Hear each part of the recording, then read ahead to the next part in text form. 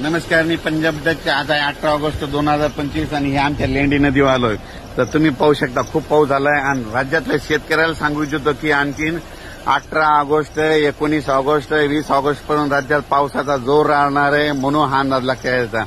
आणखीन राज्यात 3 दिवस पावसाचेच राहणार आहेत म्हणून हा अंदाज लक्षात घ्यायचा. राज्यातल्या सर्व शेतकऱ्याला सांगू इच्छितो की तुम्ही काय करा की म्हणजे आणखीन 3 दिवस राज्यात पावसाचा जोर असाच कायम राहणार आहे. हा पाऊस पूर्व विदर्भ, पश्चिम विदर्भ, दक्षिण महाराष्ट्र, उत्तर महाराष्ट्र, कोकणपट्टी, खानदेश सगळीकडे आता ह्या 3 दिवसामध्ये सगळीकडेच पाऊस पडणार आहे म्हणून हा अंदाज लक्षात घ्या. पण 21 तारखेला मात्र पावसाचा जोर कमी होणार आहे.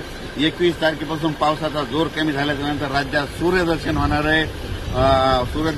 आहे. हवामान कोरडं राहणार आहे म्हणून हा अंदाज लक्षात घ्यायचा.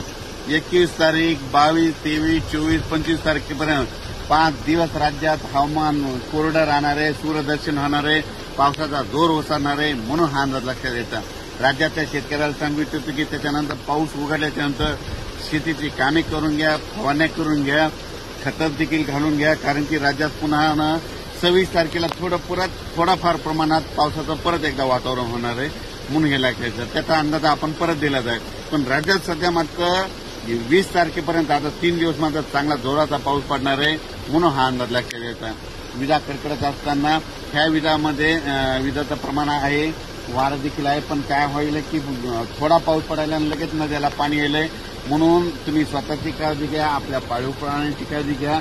आणि त्याच्यानंतर या पावसामध्ये बऱ्याच धरणाचं पाणी सोडण्यात येणार आहे म्हणून तुमच्या शेतीच्या बाजूचे ते अवजारे म्हणजे स्प्रिंकलरचे सेट असो, त्या मोठं पाईप ह्या बाजूला काढून घ्या. कारण की धरणाचं पाणी सुटल्याच्या नंतर तुमचे ते वाहून जाते म्हणून खास करून माझे सगळ्या शेतकऱ्याला ह्या अंदाजामध्ये सांगत आहे.